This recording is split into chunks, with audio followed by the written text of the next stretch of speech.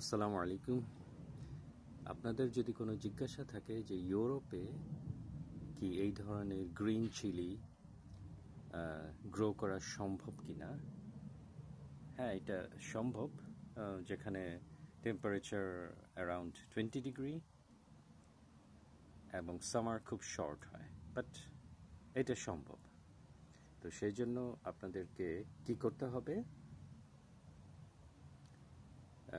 আপনাদেরকে গাছগুলা এমনভাবে প্ল্যান্ট করবেন যেন সে প্রচুর সানলাইট পায়। এই যেখানে উপর থেকে সানলাইট আসছে, ডাইরেক্ট গাছে পড়তেছে। গাছ একটু যখন বড় হবে তখন গাছের গোড়ার যেই গুলা কেটে দেওয়ার চেষ্টা করবেন, পাতা টাতা ডালপালা। আর পানিটা খুব ইম্পর্ট্যান্ট, এমনভাবে পানি দিবেন যাতে গাছের যতটুকু দরকার হয় অতটুকুই পায়। আর এই গাছের নিচে আপনারা এই যে কলার চামড়া দিয়ে রাখতে পারেন, এইসব গাছের জন্য অনেক উপকার। আর পানি যদি রাইস ওয়াটার পানি হয়, ভাত ধোয়া পানি, সেটা খুবই উপকার গাছের জন্য। তো কম্পোস্টটা কীভাবে বানাবেন?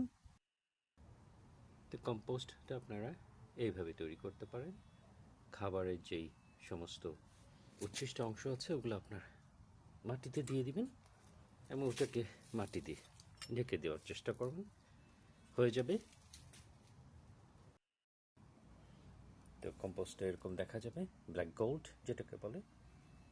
ডিমের খোসা দিতে পারেন, পেঁয়াজের ছিলকা, কলার চামড়া, এগুলো আপনি দিয়ে দিতে পারেন, কারণ এটা অনেক নিউট্রিশিয়াস গাছের জন্য। তো দেখেন আমি এইটা দিয়ে এখানে অলরেডি অনেক ফলন পাচ্ছে সবজির।